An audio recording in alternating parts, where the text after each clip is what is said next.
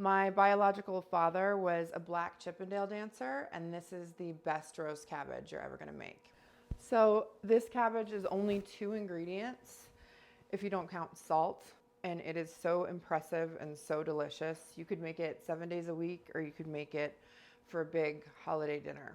So as some of you know, I grew up adopted. I did not know my race all growing up. So when I finally did meet my biological mother and her side of the family, they were all blonde haired and blue eyed, and I've always had dark skin and green eyes. I was just like, there's sort of an elephant in the room here. Because I'm like, who's my dad? Does anyone want to talk about this?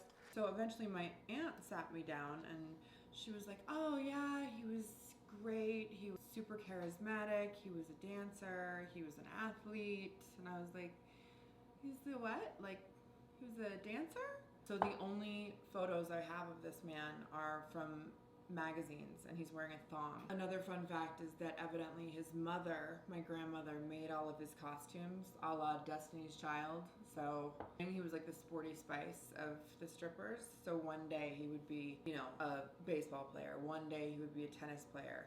And my aunts, when he would come to pick up my mom, he'd be in his full outfit. And they were like, this guy is just so sporty. He just does every sport. But then he would strip down to the thong and it would have like a tennis racket or whatever on it. I'm like, so what was his name? And she's like, they called him, so put these in at 375. Literally just cabbage and butter. You're gonna wanna flip them every 15 minutes or so, but cook them for an hour. They called him Good and Plenty Denny. So all of this was obviously a shock to me. I think I almost fainted because I was adopted by like the whitest people in North America. They were like, we love fly fishing and coffee and math. This is just the perfect side dish. Serve it with any protein. I like to serve it with tarragon chicken. And it just melts in your mouth.